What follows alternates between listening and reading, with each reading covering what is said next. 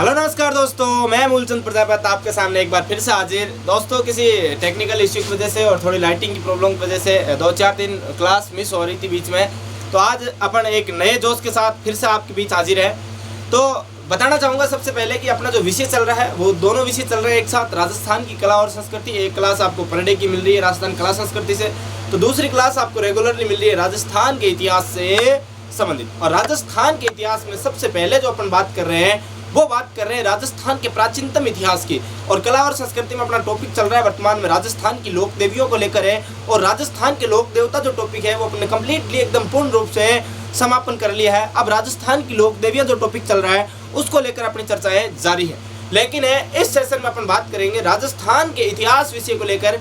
और राजस्थान के इतिहास विषय में आपको पता है अपना चल रहा है राजस्थान का प्राचीनतम इतिहास। और राजस्थान के प्राचीनतम इतिहास में जो टॉपिक चल रहा है वो चल रहा है अपना राजस्थान के प्रमुख शिलालेख। हाँ भाई, राजस्थान के प्रमुख शिलालेखों को लेकर अपन चर्चा कर रहे हैं। तो आज अपन उसी जो सेशन को अपन ने पिछले सेशन में अपन ने पढ़ा था तो उसी सेशन को आगे बढ़ाएंगे। और आगे आज अपन बात करेंगे राजस्थान के इतिहास में जो शिलालेख है उस शिलालेख की बात करेंगे, गोनेर का शिलालेख। हाँ भाई, आज कौन से शिलालेख की बात करने वाले हैं? तो आज बात करने वाले हैं राजस्थान का एक शिलालेख है जो कि जयपुर गोनेर से मिलता है। और इस शिलालेख में क्या विशेष बात उल्लेखित है उसके बारे में चर्चा करेंगे। ज़्यादा कोई महत्वपूर्ण ये शिलालेख है नहीं, लेकिन फिर भी पिछली बार एचएम के पेपर में यहाँ से क्वेश्चन पुटअप हो चुका था। अब बताऊंगा वो कौन सा क्वेश्चन पुटअप हुआ था, तो लगातार बने रहिए हमारे साथ। लेकिन सबसे पहले हमारी एक ही रिक्वेस्ट आपसे कि अगर आप हमारे यूट्यूब चैनल पर नए हैं तो प्लीज़ हमारे यूट्यूब चैनल मिशन उत्कर्ष को प्लीज़ सब्सक्राइब कर लीजिएगा और बगल में एक बेल आइकन का घंटा उसको प्रेस कर लीजिएगा, जिससे कि आपको हमारे जो नोटिफिकेशन है वो टाइम पर मिलते रहे। और वादा करता हूँ कोई इतिहास विषय के साथ अगर आप हमारे साथ जुड़े हैं तो निश्चित रूप से आपको एकदम 100% बढ़िया मैटर मिलेगा। आप कहीं पर भी कंपैरिजन कीजिएगा, हो सकता है भाई हमारे पास जो अत्याधुनिक जो सुविधाएं हैं जैसे डिजिटल बोर्ड, डिजिटल मार्कर, लोग जो डिजिटल जो आजकल जो हो चुका है आपको पता है और आप ऑनलाइन पढ़ते भी होंगे, हो सकता है हमारे पास वो अत्याधुनिक सुविधाएँ नहीं हो, लेकिन आप हमारे मैटर को उठाकर कंपेरिजन कीजिएगा। आप किसी भी उच्च संस्थान से आप हमारे मैटर को कंपैरिजन कीजिएगा और फिर एग्जाम्स में जो क्वेश्चन आए हुए हैं उन क्वेश्चन को एक बार मैच कीजिएगा। फिर आपको पता चलेगा कि भाई हम जो मैटर दे रहे हैं उसमें और जो अत्याधुनिक जो संस्थान है वो आपको जो मैटर दे रहे हैं उसमें क्या अंतर है और कौन कौन से क्वेश्चन है इस मैटर से पुटअप होते हैं। आज तक के जितने भी राजस्थान के जितने भी महत्वपूर्ण एग्जाम हुए हैं उन सब एग्जामों को उठाकर देखना और जो चीज़ हम पढ़ रहे हैं, जो टॉपिक हमने पढ़ लिया, वहाँ से एक बार क्रॉस क्वेश्चन चेक करना कि भाई जो सर ने मैटर पढ़ाया है क्या उनमें से ही क्वेश्चन पुटअप हो रहे हैं। अगर उनमें से क्वेश्चन पुटअप हो रहे हैं तो निश्चिंत होकर आप लगातार हमारे साथ बने रहिए।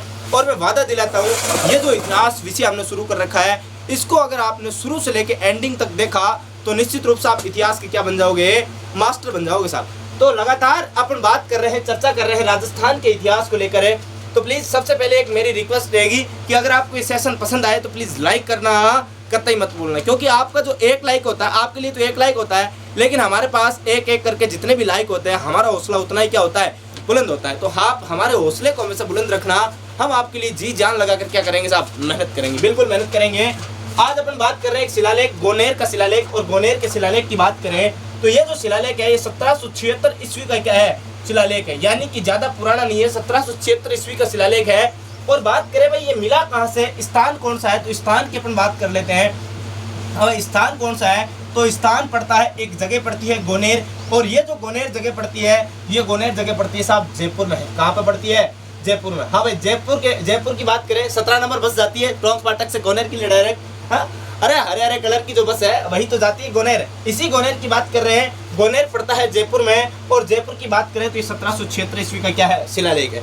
अब ये जो शिलालेख है ये शिलालेख है महत्वपूर्ण, क्योंकि अगर आरपीएससी के क्वेश्चनों में इस यहाँ से क्वेश्चन पुटअप हो चुका है तो निश्चित रूप से ये शिलालेख क्या है, महत्वपूर्ण है। और आने वाली एग्जाम में कभी भी इस शिलालेख को लेकर कोई भी क्वेश्चन पुटअप हो सकता है। लेकिन जो महत्वपूर्ण बात है वो ये है कि शिलालेख के बारे में ज़्यादा उल्लेखित जानकारियाँ मिलती नहीं है, क्योंकि एक दो जानकारियाँ मिलती है, ना तो इसका रचनाकार के बारे में कोई जानकारी मिलती, ना उत्कीर्णकर्ता कौन था इसके बारे में जानकारी मिलती, और ना ये पता चलता भाई ये किसके शासनकाल में किसने लिखा है, ये कोई पता नहीं चलता। लेकिन फिर भी एक दो जानकारियाँ जो मिलती हैं उसके बारे में बात कर लेते हैं। हाँ भाई, कहाँ से मिला तो गोनेर से मिला, और गोनेर में भी कहाँ से, जयपुर में। अब यहाँ जो स्थान प्राप्त हुआ है वो कौन सा स्थान है, कहाँ से प्राप्त हुआ, गोनेर तो बहुत बड़ी जगह है, लेकिन इसमें कहाँ से प्राप्त हुआ, तो यहाँ पर एक बना हुआ है जगदीश मंदिर। हाँ भाई, कौन सा मंदिर है, जगदीश मंदिर।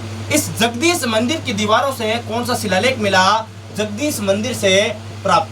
हाँ, जगदीश मंदिर से कौन सा शिलालेख प्राप्त हुआ, तो गोनेर का शिलालेख प्राप्त हुआ। अब इस जगदीश मंदिर की बात करें सर, आप कहोगे भाई, आप ये भी कह सकते हो कि सर ये जो जगदीश मंदिर है ये तो उदयपुर में पड़ता है, जिसको अपन सपनों में बना हुआ मंदिर कहते हैं, लेकिन क्या यही जगदीश मंदिर है क्या वो, लेकिन ये नहीं है। ये मंदिर गोनेर जयपुर में पड़ता है और वो मंदिर उदयपुर में पड़ता है, जगत गांव उदयपुर में पड़ता है, जिसको अपन सपनों में बना हुआ मंदिर कहते हैं। लेकिन ये जो जगदीश मंदिर है इसकी कैलाश, हाँ भाई, कैलाश पर्वत मंदिर से क्या की गई है, तुलना की गई है। कैलाश पर्वत मंदिर से तुलना की गई है इस मंदिर की। हमें कैलाश पर्वत मंदिर से तुलना की गई है, यानी कैलाश पर्वत तो भगवान शिव का क्या है, अड्डा है, उसी अड्डे से तुलना कर दी कौन से मंदिर की, इस जगदीश मंदिर की। लेकिन अगर बात करें भाई ये जो जगदीश मंदिर है ये है तो गोनेर में, यहाँ से प्राप्त हुआ है कौन सा शिलालेख है, तो ये जो शिलालेख प्राप्त हुआ है ये गोनेर का शिलालेख और 1776 ईस्वी का क्या है, शिलालेख है। अब इस शिलालेख में जो महत्वपूर्ण बात है जहाँ से क्वेश्चन पुटअप हुआ था वो कौन सी बात है, पिछली बार क्वेश्चन पुटअप हुआ राजस्थान का ऐसा कौन सा लोकदेव, राजस्थान का ऐसा कौन सा शिलालेख है जिस शिलालेख से हिंदू और मुस्लिम दोनों को गोरक्षा हेतु कसम दिलाने की बातें की गई है, यानी कि हिंदू धर्म और मुस्लिम धर्म दोनों ही धर्म के लोगों को गोरक्षा हेतु कस्में दिलाई गई, ऐसा शिलालेख कौन सा है, तो वो शिलालेख था, आंसर था गोनेर का शिलालेख। यहाँ से क्वेश्चन पुटअप हुआ। लेकिन आपसे कभी भी पूछ सकता है भाई ये गोनेर का शिलालेख है कब का, तो आपका आंसर होगा 1776। है कहाँ का, तो जयपुर गोनेर का है। आपसे पूछ ले कौन से मंदिर से मिला है, तो जगदीश मंदिर से प्राप्त हुआ है। और आपसे ये पूछ ले गोनेर जयपुर वाले जगदीश मंदिर की तुलना कौन से पर्वत के मंदिर से की गई है, तो आप बताओगे कैलाश पर्वत मंदिर से तुलना की गई है। अब जो महत्वपूर्ण बात है वो मैंने बता दी, लिख देता हूँ एक बार आपके सामने। हाँ भाई, महत्वपूर्ण बात यह है कि गोरक्षा हेतु, हाँ भाई, गोरक्षा एवं जगदीश मंदिर मंदिर की रक्षा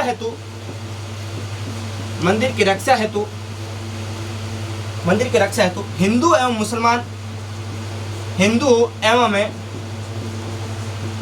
मुस्लिम धर्म के लोगों को कसम देने का उल्लेख,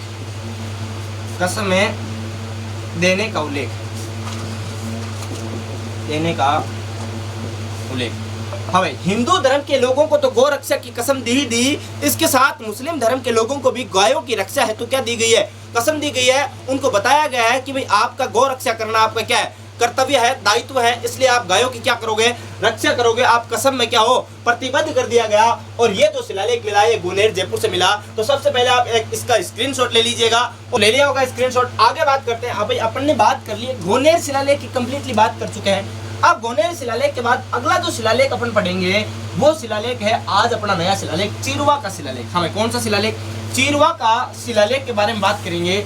और चीरवा के शिलालेख की बात करें तो ये गुरुजी कितना पुराना शिलालेख है, तो लगभग 1000 साल हो गए भाई साहब। 1273 ईस्वी, 1000 तो हुई नहीं, हाँ कितने हो गए, 800-900 साल तो हो गए होंगे ना। हाँ, अब बात करेंगे अपने चीरवा का शिलालेख। हाँ भाई, चीरवा शिलालेख की बात कर रहे हैं। और चीरवा शिलालेख की बात करें तो ये शिलालेख मिला कहाँ से, कहाँ का है ये शिलालेख, कहाँ से प्राप्त हुआ, इसके बारे में बात करें। इससे पहले बात करते हैं यह है कब का, तो ये शिलालेख है 1273 ईस्वी का। हाँ भाई, कब का है ये शिलालेख, तो ये शिलालेख है 1273 ईस्वी का। कहाँ से प्राप्त हुआ, अबे गुरुजी कहाँ से प्राप्त हुआ, तो प्राप्त हुआ है कहाँ से, उदयपुर से प्राप्त हुआ। कहाँ से प्राप्त हुआ बेटा, तो ये प्राप्त हुआ उदयपुर से प्राप्त हुआ। यहाँ तक तो बात ठीक थी सर गुरुजी, भाई उदयपुर से प्राप्त हो गया, 1273 ईस्वी का है। आप तो ये बता दो इसके रचनाकार कौन है। हाँ भाई, रचनाकार कह दो चाहे लेखक कह दो, ये कौन है, तो ये है इसके रतन प्रभु सूरी। हाँ भाई, रतन प्रभु सूरी जी इनके क्या है, रचनाकार है। यहाँ तक भी बात ठीक है। लेकिन इस शिलालेख की महत्वपूर्ण बात क्या है, कौन सी चीजों का उल्लेख मिलता है, विशेष रूप से कौन सी चीज का उल्लेख मिलता है, उन चीजों की बात कर ले क्या, तो हाँ उनकी भी बात कर लेते हैं। अब जैसे ज्यादा बातें याद नहीं रखनी, 2-3 बातें हैं महत्वपूर्ण। हमें सती प्रथा का उल्लेख मिलता है इसमें। दूसरी बात भाई पाशुपत संप्रदाय से संबंधित शिवरात्रि की जो क्रियाएं हैं उनका उल्लेख मिलता है। और तीसरी बात की बात करें, तीसरी कौन सी बात उल्लेखित मिलती है, टांटेज जाति। हाँ भाई, राजस्थान की एक महत्वपूर्ण जाति जिसको टांटेज जाति कहा जाता है, इसका भी उल्लेख है यहीं पर मिलता है, तो लिख लेना। हमें टांटेज जाति का उल्लेख, टांटेज जाति का उल्लेख। अब इस टांटेज जाति की बात करें, वर्तमान में सर्वाधिक ये जो जाति है ये गुजरात में पाई जाती है, गुजरात और मध्य प्रदेश में। लेकिन उस समय की बात करें जब का ये शिलालेख है 1273 ईस्वी का, उस समय मेवाड़ में सर्वाधिक, राजस्थान में या राजपुताना की बात कहूं तो राजपुताना में सर्वाधिक टांटेज जाति कहां पर पाई जाती थी, तो मेवाड़ या मेवाड़ के निकटवर्ती क्षेत्रों में कौन सी जाति पाई जाती, टांटेज जाति। और इस टांटेज जाति में राजस्थान में एक प्रथा शुरू करके चली गई, और वो प्रथा है कौन सी, टूंटिया प्रथा। हमें कौन सी प्रथा, टूंटिया प्रथा। हमें लिख लो, राजस्थान में वैवाहिक प्रथा, वैवाहिक प्रथा टूंटिया, टूंटिया की शुरुआत करने वाली जाति, शुरुआत करने वाली जाति, करने वाली जाति, हाँ भाई, करने वाली जाति। टूंटिया एक प्रथा होती है, राजस्थान की प्रथा, बहुत महत्वपूर्ण प्रथा टूंटिया प्रथा होती। क्या है सर टूंटिया प्रथा? हर कोई जानता है टूंटिया।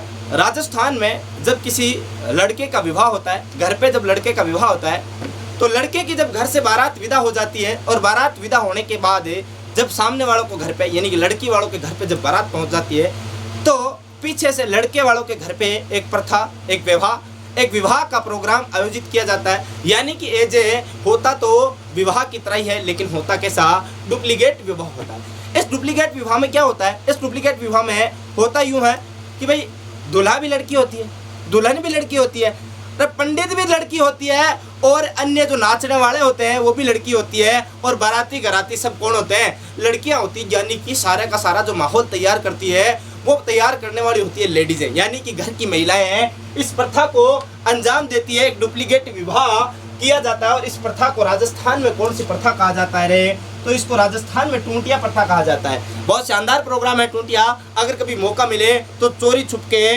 देखना जरूर, क्योंकि सामने से तो महिलाएं देखने नहीं देगी आपको, चोरी छुप के देख लेना इस टूंटिया वाली प्रथा को। अब बात आई भाई, पिछली बार HM 2011 की बात कर रहा हूँ, 2011 नहीं 2013 में HM के पेपर में क्वेश्चन आया। क्या आया क्वेश्चन, HM के पेपर में बहुत शानदार क्वेश्चन पूछा, ये कहावत लिख दी। हमें कहावत क्या है आप लिख सकते हो, इस प्रथा से संबंधित एक कहावत है। कहावत क्या है, कहावत आई, घर में राज लुगाइया का।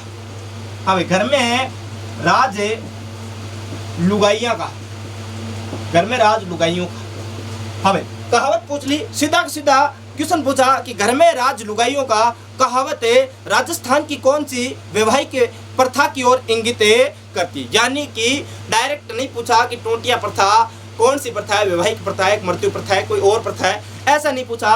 कहावत दे दी, घर में राज लुगाइयों का प्रथा राजस्थान की कहावत है, राजस्थान की कौन सी प्रथा से संबंधित है। अब कौन सी प्रथा होगा उसमें ऑप्शन में, टूंटिया प्रथा से संबंधित है ये।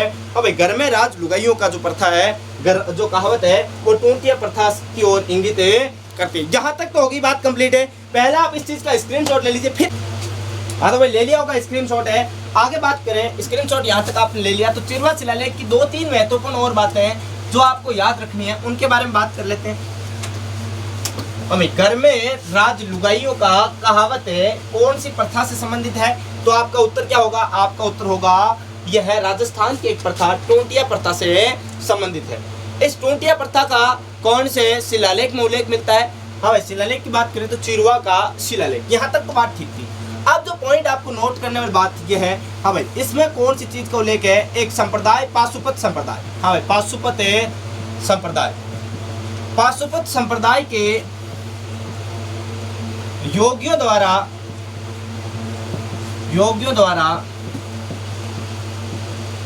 शिवरात्रि के दिन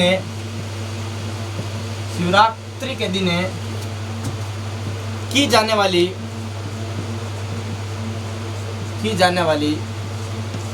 क्रियाओं का उल्लेख हमें पाशुपत संप्रदाय, वैष्णव संप्रदाय का नाम सुना होगा। ये जो पाशुपत संप्रदाय है, ये राजस्थान में उदयपुर में एकलिंगनाथ जी के मंदिर में सर्वाधिक वहीं पर रहता है। वहीं पर इनकी क्या है, पाशुपत संप्रदाय के प्रधान पीठ है, एकलिंगनाथ जी का मंदिर है, उदयपुर में पड़ता है, वहीं इनकी प्रधान पीठ है। तो ये जो योगी है, ये शिवरात्रि के दिन भगवान शिव की पूजा अर्चना कैसे करते हैं और किस प्रकार इनकी पूजा विधि रहती है, कौन कौन से ये हवन करते हैं, कौन कौन से तप ये करते हैं उस दिन, ये जो पूजा उस दिन की जाती है, की जाने वाली जितनी भी क्रियाएं हैं शिवरात्रि के दिन है, वो क्रियाओं का उल्लेख जो है वो कौन से शिलालेख करता है, तो चिरवा का शिलालेख करता है। यहाँ तक तो बात ठीक है। नंबर 2 जो पॉइंट है वो ये है कि इस शिलालेख में सती प्रथा का उल्लेख है। हमें कौन सी प्रथा का, सती प्रथा का उल्लेख है।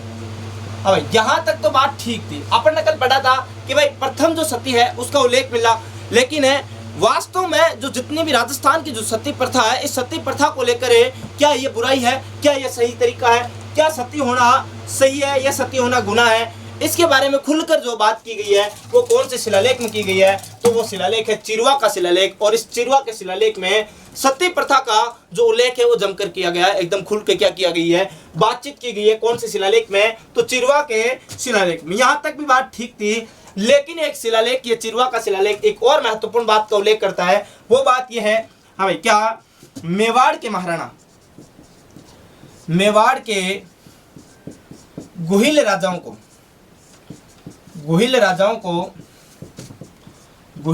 को इस शिलालेख में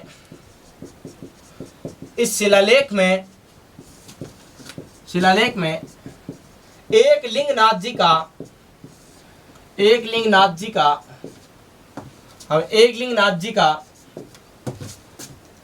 का दीवान बताया गया है, बताया गया है।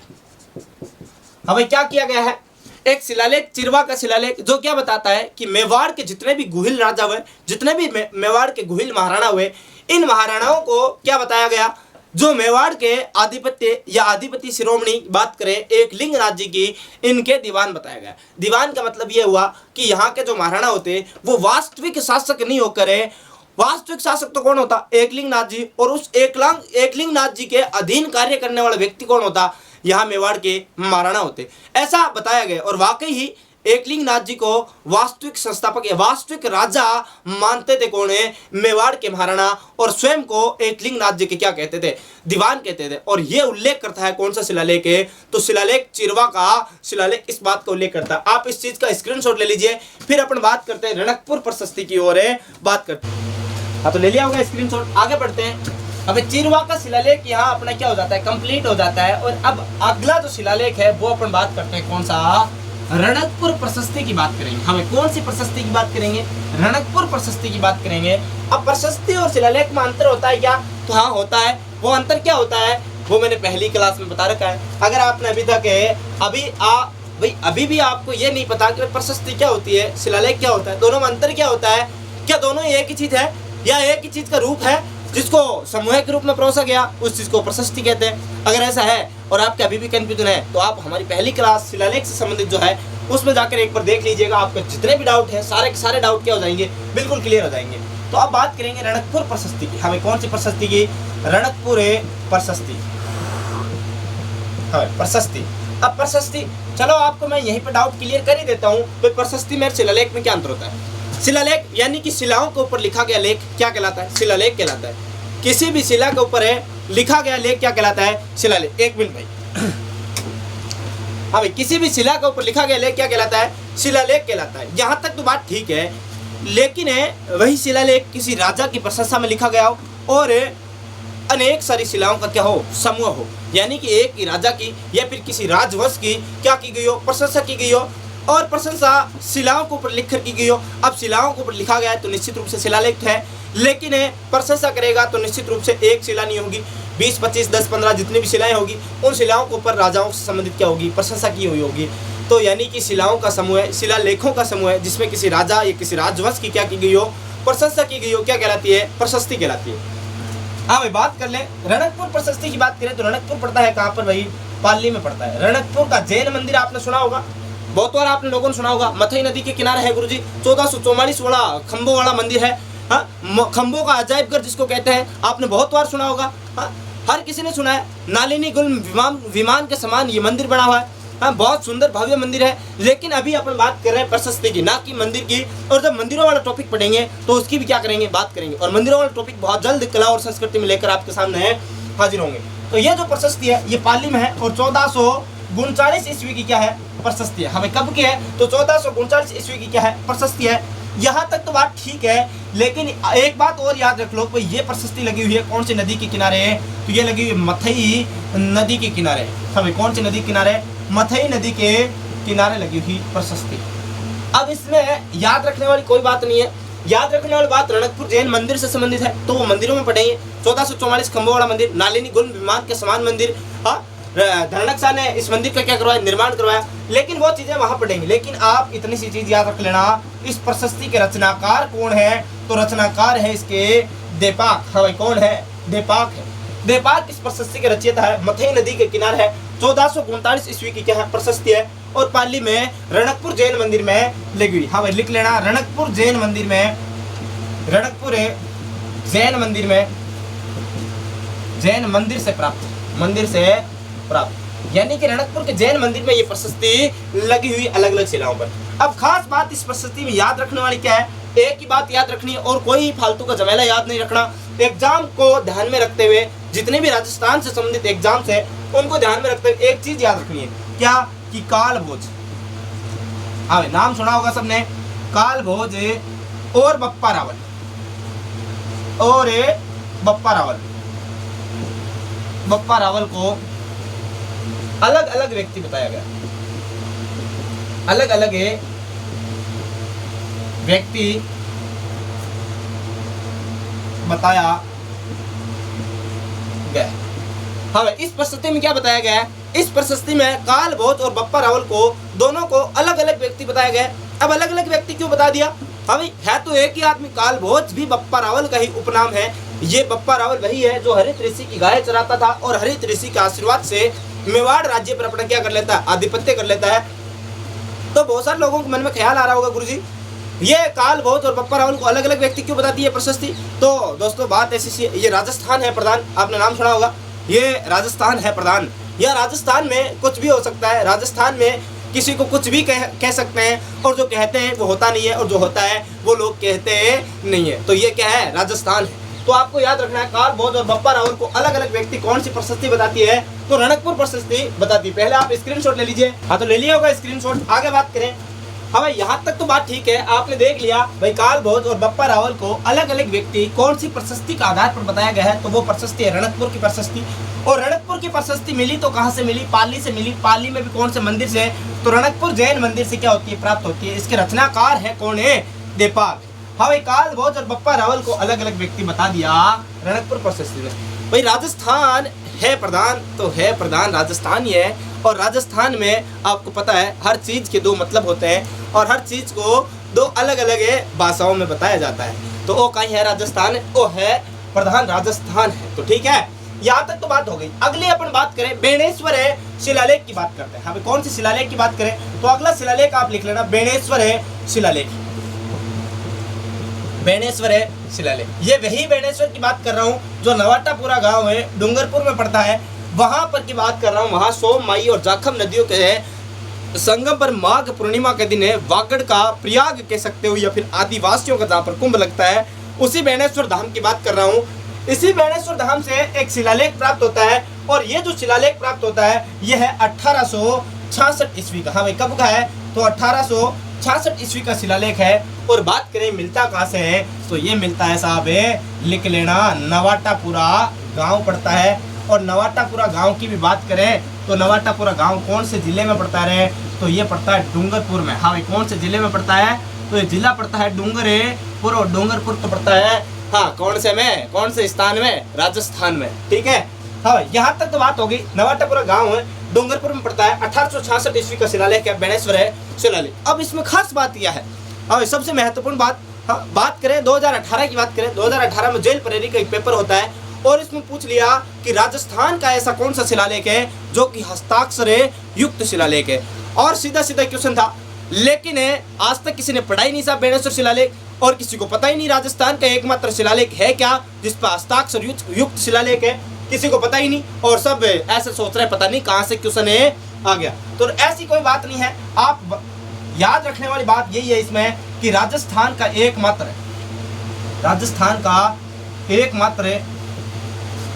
हस्ताक्षर युक्त शिलालेख अब इस शिलालेख पे क्या किए गए हैं, हस्ताक्षर किए गए हैं। अब हस्ताक्षर किए गए हैं तो किसके हस्ताक्षर किए गए हैं, बात तो यही है ना, महत्वपूर्ण है।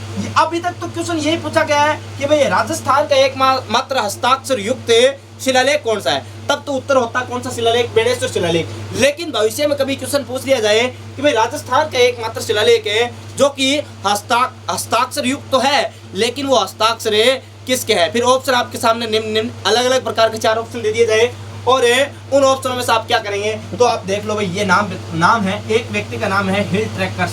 हमें नाम क्या है, हिल ट्रैकर्स। दूसरे व्यक्ति का नाम है मैकेंजी स्कॉट। हमें नाम क्या है, मैकेंजी, आप याद रखना मैकेंजी स्कॉट। 2 व्यक्ति है। राजस्थान का शिलालेख जो हस्ताक्षर युक्त कहाँ से प्राप्त हुआ, तो नवाटापुरा गांव डूंगरपुर से। कब का है, तो 1866 ईस्वी का है। 2 व्यक्तियों के हस्ताक्षर मिलते हैं, वो हस्ताक्षर किस किस के, हिल ट्रैकर से और मैकेंजी स्कॉट के क्या मिलते हैं, हस्ताक्षर मिलते हैं। अगली बात, हाँ भाई अगली महत्वपूर्ण बात क्या है, हाँ अगली आप याद रखना, हाँ अगली बात इसमें ये याद रखना, आप याद रख लेना। वैसे सीधी बेणेश्वर धाम की बात कर लेते हैं। बेणेश्वर धाम की बात करें तो यहाँ पर है 3 नदियां। हाँ भाई कौन कौन सी नदियां, सोमे, माही और कौन सी नदी की बात कर ले, जाखम। हमें कौन सी नदी, सोम, माही और जाखम। 3 नदियों का क्या मिलता है यहाँ पर है, त्रिवेणी संगम। हमें क्या है, त्रिवेणी संगम। और इस त्रिवेणी संगम पर क्या लगता है, मेला लगता है साहब। और मेला कब लगता है, तो मेला लगता है माघ पूर्णिमा के दिन। कब लगता है, तो ये मेला लगता है माघ पूर्णिमा के दिन। हमें माघ पूर्णिमा के दिन। और इसी माघ पूर्णिमा के दिन लगने वाले मेले को 2 उपनामों से जाना जाता है। एक तो वागड़ का प्रयाग, हाँ भाई क्या कहा जाता है, वागड़ का प्रयाग, वागड़ का प्रयाग। तो दूसरा नाम है आदिवासियों का कुंभ। वागड़ का प्रयाग और आदिवासियों का क्या कहा जाता है, कुंभ कहा जाता है। हाँ भाई क्या कहा जाता है, आदिवासियों का कुंभ, आदिवासियों का कुंभ। 2 उपनाम कौन से मेले के हैं, तो बेणेश्वर मेले के। और बेणेश्वर मेला लगता कहाँ पर है, सोम, माही और जाखम 3 नदियां हैं जहां पर इनका त्रिवेणी संगम बनता है। यह त्रिवेणी संगम जहां पर बनता है वहीं पर क्या लगता है, मेला। और ये त्रिवेणी संगम है कहां पर है, तो आप याद रखना नवाटापुरा गांव में है। कहां पर है, नवाटापुरा या नवाटापुरा नाम से गांव इसी का ही मिलता है। और नवाटापुरा की बात करें तो ये कहां पर है, तो ये पड़ता है डूंगरपुर में। एक बात और याद रख लेना इस शिलालेख के बारे में, और आपकी जितनी भी महत्वपूर्ण जानकारी है वो क्या हो जाएगी, कंप्लीट हो जाएगी। हो सकता है कभी आपसे भविष्य में ये पूछ ले भाई एकमात्र राजस्थान का शिलालेख जो कि हस्ताक्षर युक्त है वो किसके काल का शिलालेख है, तो आप लिख लेना ये आस्करण राठौड़ के काल का शिलालेख है। किसके काल का, आस्करण राठौड़ के काल का, राठौड़ के काल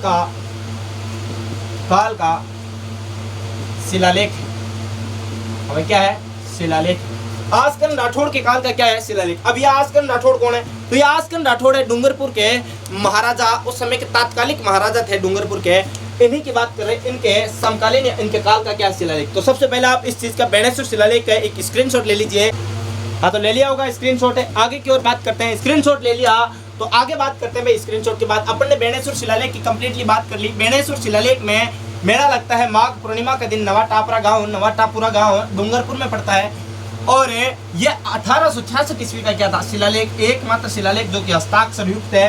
हिल ट्रैकर से और मैकेंजी स्कॉट की क्या मिलता है, यहाँ पर हस्ताक्षर है। और आस्करण राठौड़ के काल का क्या था, शिलालेख था। अगला शिलालेख अपन बात करते हैं हुंडेरा जोगियन शिलालेख। हमें आप नाम बहुत कम सुने होंगे भाई, बहुत सारे लोग ऐसे होंगे भाई गुरुजी ये शिलालेख आप क्यों पढ़ा रहे हो, आप राजवंश पढ़ाइए ना, हाँ राजाओं का इतिहास पढ़ाइए। आपको तो वो चारुमती की कहानियों में इंटरेस्ट होगा, हाँ वो महारानी पद्मिनी के इतिहास जानने के बारे में रुचि होगी, लेकिन वो चीज़ें भी पढ़ेंगे, उन कहानियों के बारे में भी जिक्र करेंगे, वो सारा राजवंश का इतिहास आपको जरूर पढ़ाएंगे। लेकिन पहले जो इतिहास का सबसे टिपिकल पोर्शन है राजस्थान के जो प्राचीनतम इतिहास, यानी कि जो शिलालेख, सिक्के, जो महत्वपूर्ण जो जानकारियाँ हैं, जानकारी की जो स्रोत है इतिहास के, उन स्रोतों के क्वेश्चन बहुत बार एग्जाम में, बहुत बार नहीं हर एग्जाम में 2-3 क्वेश्चन पुटअप होते हैं। आजकल ये जो ट्रेंड था राजवंश के इतिहास से क्वेश्चन वाला, वो ट्रेंड बिल्कुल चेंज हो चुका है और यहाँ से क्वेश्चन बहुत ज़्यादा पुटअप होते हैं। और जहाँ से क्वेश्चन ज़्यादा पुटअप होते हैं उसके साथ अपन समझौता नहीं कर सकते। तो अपन लिखते हैं भाई अगला जो शिलालेख है हुंडेरा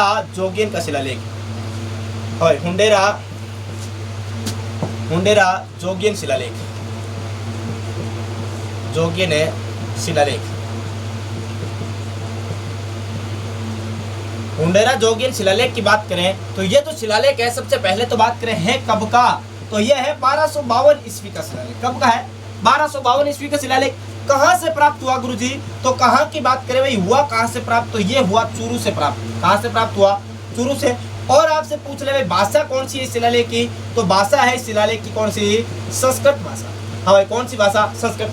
अब इसके रचयिता कौन थे, किसने इसको उत्कीर्ण करवाया, इसके बारे में कोई जानकारी अपने को उपलब्ध नहीं है। जब जानकारी उपलब्ध नहीं है तो हम बताएंगे क्या आपको? तो बताने के लिए कुछ भी नहीं है, आपको तो याद रखना है। आपसे पूछ ले हुंडेरा जोगीन शिलालेख कहाँ से प्राप्त हुआ? चूरू से। कब का शिलालेख? 1252 ईस्वी का। भाषा कौन सी? संस्कृत। भाषा बहुत सारे शिलालेखों की याद नहीं रखनी आपको, जो कुछ एक महत्वपूर्ण शिलालेख है उन्हीं की मैं भाषा बताता हूँ, बाकी की बताता भी नहीं हूँ। अब इसमें खास बात याद क्या रखनी है, यहाँ पर एक प्रतिमा मिली है। हाँ भाई, क्या प्रतिमा मिली? इस शिलालेख से एक प्रतिमा मिली है। इस प्रकार से एक व्यक्ति है, ये व्यक्ति एक घुड़सवार है। हमें किसके ऊपर सवार है? मान लो ये घोड़ा है और इस घोड़े के ऊपर क्या है? सवार है ये व्यक्ति। घुड़सवार प्रतिमा। हाँ भाई, कैसी प्रतिमा? घुड़सवार है प्रतिमा। घुड़सवार प्रतिमा तो ठीक है, लेकिन हाथ में क्या लिया हुआ है? खांडा लिया हुआ है। हाँ भाई, खांडा लिए हुए, खांडा लिए हुए पुरुष की प्रतिमा। खास बात क्या है? अब घुड़सवार प्रतिमा है, घोड़े के ऊपर व्यक्ति सवार है, हाथ में क्या लिया हुआ? खांडा। अब खांडा का मतलब होता है, कहीं जगह खांडा को तलवार के रूप में जाना जाता है, तो कहीं खांडा डंडे को भी कहा जाता है, लेकिन ये जो खांडा है ये डंडे के रूप में प्रचलित है और इसको खांडा ही कहा गया है तो डंडा, लेकिन इस डंडे को क्या कहा गया है? खांडा कहा गया। सब हाथ में खांडा लिए हुए घुड़सवार एक प्रतिमा मिली है। कौन से शिलालेख से मिली है? आपसे सीधा क्वेश्चन पुटअप कर ले।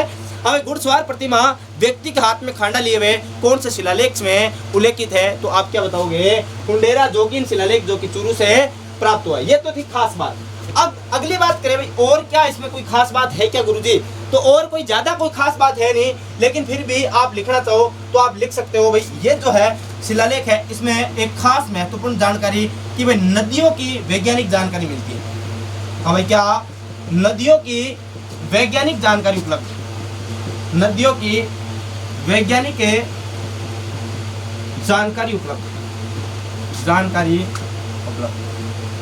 अब नदियों की जानकारी वैज्ञानिक तरीके से कौन सा शिलालेख उपलब्ध करवाता है? तो कौन सा? हुंडेरा जोगीन शिलालेख। अब जैसे भाई ज्यादा जानकारी कुछ भी नहीं है नदियों के बारे में, लेकिन चूरू क्षेत्र में जो भी नदियां बहती थी, वैसे तो वर्तमान की बात करें चूरू और बीकानेर ऐसे क्षेत्र है जहां पर कोई नदी नहीं है, लेकिन प्राचीन समय में हो सकता है कुछ नदियां यहाँ से गुजरती होगी और उन नदियों का या फिर चूरू के आसपास की जो नदियां हैं इनका क्या किया गया है? यहाँ पर जिक्र किया गया है। ज्यादा कोई जिक्र नहीं किया गया है, लेकिन भाई राजस्थान का एक ऐसा शिलालेख तो है जिसमें नदियों का क्या किया गया है? जिक्र किया गया है। इसलिए आप कह सकते हो, याद रख सकते हो, क्योंकि किसी भी शिलालेख में नदियों के बारे में कोई उल्लेख नहीं मिलता, लेकिन इस शिलालेख में नदियों की जानकारी मिलती है। इसलिए आपसे पूछ सकता है राजस्थान का ऐसा कौन सा शिलालेख है जिसमें नदियों से संबंधित वैज्ञानिक जानकारी उपलब्ध है? तो आपका उत्तर होगा हुंडेरा जोगीन शिलालेख। अगले एक महत्वपूर्ण बात और याद रख लेना, हमें इसमें राठौड़ों व भाटियों के मध्य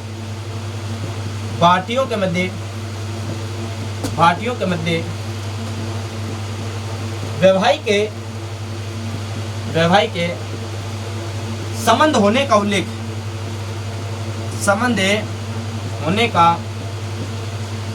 है। हाँ, दोनों ही राजपूत जातियां हैं। राजपूतों में दो अलग अलग गोत्र है, एक राठौड़ गोत्र है तो दूसरा गोत्र है भाटी। इन दोनों के मध्य वैवाहिक संबंध स्थापित होने की जानकारी देता है कौन सा शिलालेख है? तो वो शिलालेख देता है हुंडेरा जोगीन शिलालेख। इस बात की जानकारी देता है, पुष्टि करता है कि राठौड़ों व भाटियों के मध्य क्या थे? वैवाहिक संबंध है। अब कौन से राठौड़ों के मध्य और कौन से भाटियों के मध्य वैवाहिक संबंध है, इस बारे में कोई उल्लेख नहीं किया गया, कोई जानकारी उपलब्ध नहीं है, लेकिन इतना बता रखा है कि राठौड़ों व भाटियों के मध्य वैवाहिक संबंध स्थापित हो चुके थे या वैवाहिक संबंध थे। इस बात की जानकारी देता है हुंडेरा जोगीन शिलालेख है। तो सबसे पहले आप इस शिलालेख का एक स्क्रीनशॉट ले लीजिए, लिया होगा स्क्रीनशॉट। आगे की ओर बढ़ते हैं। अगला जो शिलालेख अपन बात करेंगे उस शिलालेख का नाम है बड़वा का शिलालेख। हमें कौन सा शिलालेख है? बड़वा का शिलालेख। हुंडेरा जोगीन शिलालेख आपने पढ़ लिया अच्छे से, और बहुत सारे शिलालेख है भाई, ज्यादा ऐसे तो बहुत सारे शिलालेख है, 162 शिलालेख राजस्थान से उल्लेखित शिलालेख है, लेकिन सभी की यहाँ पढ़ाई करना अपने लिए इम्पॉसिबल है, क्योंकि सारे शिलालेख अपने एग्जाम की दृष्टि से इम्पोर्टेंट नहीं है, और एग्जाम की दृष्टि से जितने भी महत्वपूर्ण शिलालेख है उनकी अपन यहाँ पर क्या लेंगे? जानकारी लेंगे। तो अगला जो शिलालेख पढ़ेंगे उस शिलालेख का नाम है बड़वा का शिलालेख। हमें बड़वा शिलालेख, कौन सा शिलालेख है?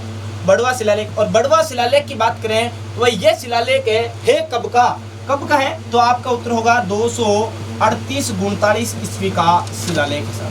238-39 ईस्वी का शिलालेख है, यानी गुरुजी 1700-1800 साल पुराना शिलालेख है लगभग।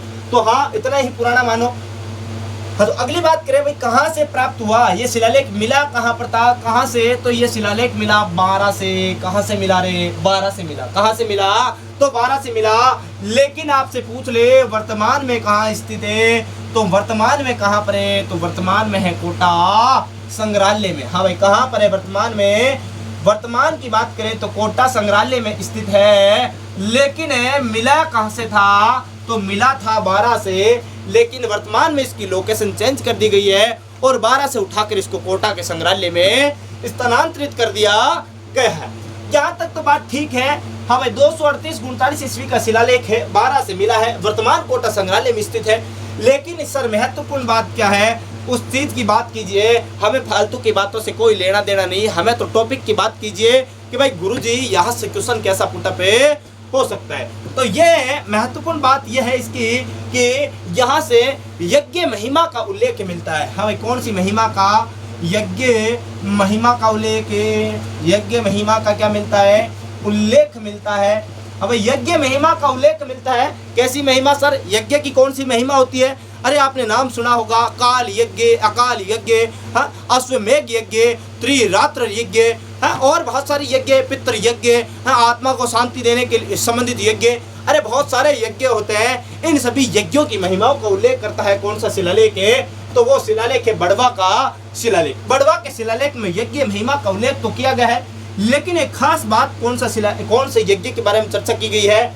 त्रिरात्र यज्ञ का उल्लेख। हाँ, त्रिरात्र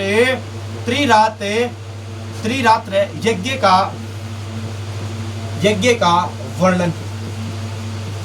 हाँ, विशेष रूप से वर्णन किया गया कौन सी यज्ञ का? त्रिरात्र यज्ञ। अब त्रिरात्र यज्ञ होता क्या है? त्रिरात्र यज्ञ की बात करें तो ये ऐसा यज्ञ जो 3 रातों तक चलता है, यानी कि दिन में ये यज्ञ नहीं होता, 3 रातों तक ये यज्ञ चलता है। 3 रात में कंटिन्यू यज्ञ होता है और तीनों ही रातों में अलग अलग स्थान पर क्या होता है? यज्ञ के स्थान होता है। ऐसा यज्ञ यानी कि एक राजा जो शक्तिशाली हो, बहुत ही बलपूर्वक राजा हो, और वो राजा अपनी शक्तियों को बढ़ाना चाहता है तो एक यज्ञ करता है, और वो यज्ञ है त्रिरात्र यज्ञ है। और इस त्रिरात्र यज्ञ को करने वाले 3 राजाओं का उल्लेख मिलता है। हमें कितने राजाओं को उल्लेख मिलता है? यहाँ पर इस शिलालेख में 3 राजाओं का उल्लेख मिलता है। भाई इन 3 राजाओं ने तो त्रिरात्र यज्ञ का क्या करवाया था? आयोजन करवाया। तो वो 3 राजा कौन है? एक राजा का नाम मिलता है सोमदेव। हमें नाम क्या मिलता है? सोमदेव। दूसरे राजा का नाम मिलता है बल सिंह। हमें क्या नाम मिलता है? बल सिंह, यानी कि बल का सिंह। और तीसरा है बलवर्धन। हमें नाम क्या मिलता है? बलवर्धन। 3 राजाओं का उल्लेख है जिन्होंने इस यज्ञ का आयोजन करवाया। नंबर 1 सोमदेव, तो नंबर 2 बल सिंह, तो नंबर 3 है बलवर्धन। नामक 3 राजाओं ने इस यज्ञ का क्या करवाया? आयोजन करवाया। यानी कि राजा जो है वो अपनी शक्तियों का विस्तार करें, इसके लिए एक यज्ञ का आयोजन करवाता है, और उस यज्ञ को कहते हैं त्रिरात्र यज्ञ। तो सबसे पहले आप इस शिलालेख का क्या ले लीजिए? एक स्क्रीनशॉट ले लीजिए। लिया होगा स्क्रीनशॉट। आगे बात करें, बड़वा के शिलालेख की बात कर ली। अगला जो शिलालेख अपन बात करेंगे वो कौन सा शिलालेख है? तो वो शिलालेख है श्रृंग ऋषि का शिलालेख। हाँ भाई, कौन सा शिलालेख की बात करेंगे? श्रृंग ऋषि का शिलालेख है। और श्रृंग ऋषि का शिलालेख तो कब का है? 1428 ईस्वी का क्या है? शिलालेख है। हाँ भाई, कहाँ का? 1428 ईस्वी का। कौन सा शिलालेख है? और कौन सा शिलालेख? तो श्रृंग ऋषि। कौन सा ऋषि? श्रृंग ऋषि। श्रृंग ऋषि का शिलालेख। अब शिलालेख कौन सा ऋषि का शिलालेख? श्रृंग ऋषि का शिलालेख। अबे गुरुजी आप ये ऐसे कहाँ से निकाल के लेके आ रहे हो? अरे भाई मैं कहाँ से निकाल के लेके आता हूँ? मैं कौन होता हूँ निकालने वाला? ये वही शिलालेख है। उन्हीं शिलालेखों को मैं जिक्र कर रहा हूँ जो शिलालेख कहीं न कहीं किसी न किसी एग्जाम में पूछे गए हैं, और जहाँ से क्वेश्चन पुटअप होने की बहुत ज़्यादा क्या रहती है? संभावना ही रहती है। अगर आप इतिहास विषय पढ़ रहे हैं, राजस्थान के इतिहास को पढ़ रहे हैं, तो दिल खोल कर बैठिएगा और जितनी जानकारियाँ दे रहा हूँ उतनी जानकारियों को नोट कर लीजिएगा और अपने दिल की गहराइयों तक इस चीज़ों को क्या कर लीजिएगा? एक बार उतार लीजिएगा, जिससे कि आपको ये चीज़ें परमानेंटली सेव हो जाए। अरे जितनी चीज़ें पढ़ते हैं उनमें से अगर 70% चीज़ें भी आपको सेव हो गई ना, तो मान लो कि आपका काम हो जाएगा, आपका कल्याण हो जाएगा सर।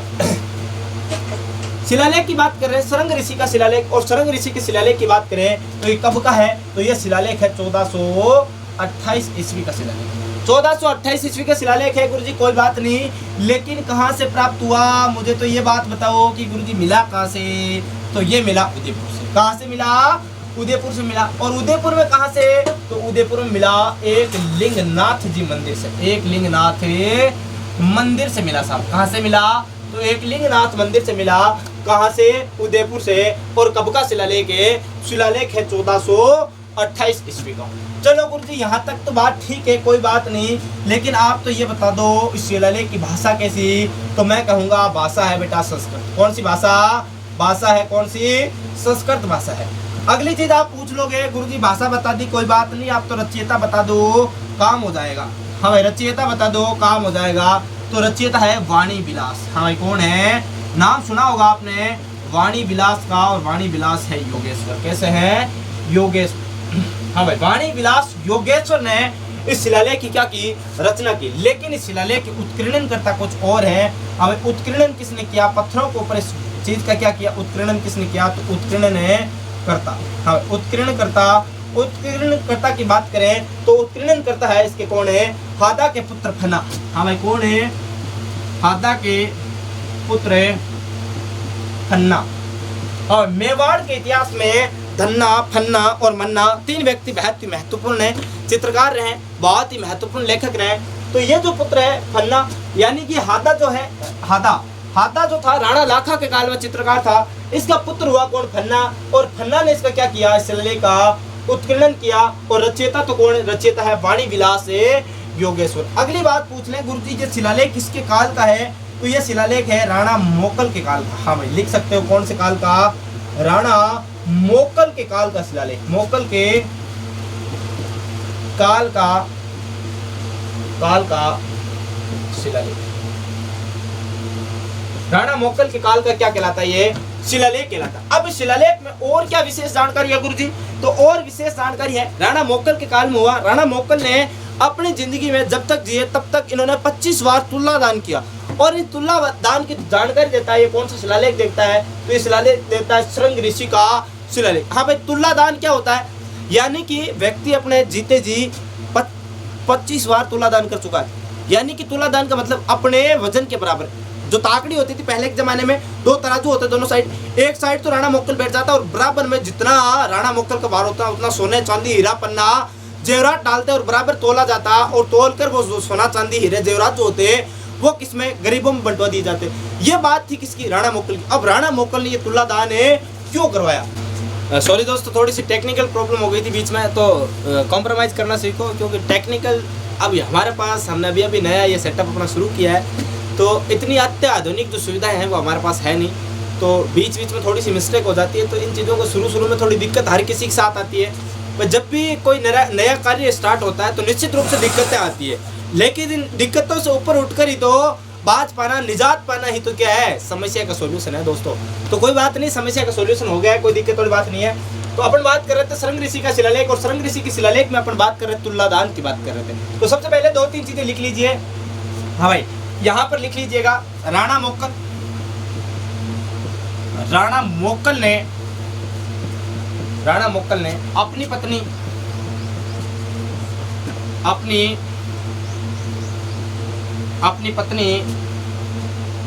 पत्नी गौरी अंबिका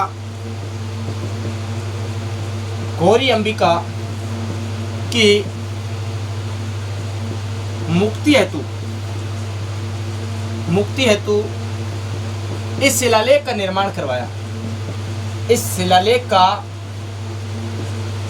का निर्माण करवाया। हाँ भाई, अरे गुरु आप ऐसे कहोगे, अरे गुरुजी ये कौन सी बात हो गई कि भाई पत्नी की मृत्यु हो गई, पत्नी की मुक्ति हेतु एक शिलालेख का निर्माण करवाया। अरे शिलालेख पर निर्माण करवाने से कौन सी पत्नी को मुक्ति मिल जाती है क्या, ऐसा क्या हो गया भाई, क्या मुक्ति मिल जाए कि शिलालेख लिखवाने से और शिलाओं पर लेख लिखवाने से अगर किसी व्यक्ति की आत्मा को मुक्ति मिल जाए, तो हम भी यही काम करें। हम क्यों पीछे 12 दिन का ये जो झंझट होता है इसको करें, हम भी आज के बाद शिलाओं के ऊपर क्या लिखवाएंगे, लेख लिखवाएंगे, जिससे भाई हमारे भी जो भी अजीज होंगे उनकी आत्मा को क्या मिल जाए, मुक्ति मिल जाए। तो ऐसा ही था क्या, तो ऐसा करते ही नहीं है। अरे भाई ये जो गौरी अंबिका जो थी ये राणा मोक्कल की पत्नी थी और इसका कहा जाता है देहांत हो जाता है और देहांत होने के बाद राणा मोक्कल है इसकी याद में एक शिलालेख लिखवाता है और उस शिलालेख में इस चीज का जिक्र करता है कि गौरी अंबिका को मुक्ति कैसे मिले। तो इसको मुक्ति पाने के लिए क्या करवाया भाई, मुक्ति देने के लिए इन्होंने हमें राणा मोक्कल ने अपने जीवन काल